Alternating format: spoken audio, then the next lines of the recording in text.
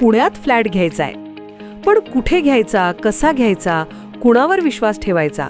फसवणूक तर होणार नाही ना? योग्य दरात मिळेल की नाही? मोठं कन्फ्युजन आहे.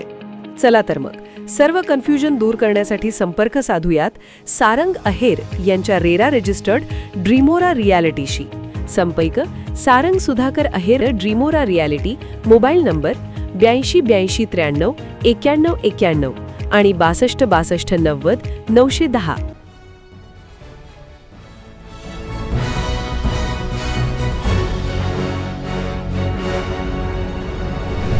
आपण पाहत आहात BCCN न्यूज.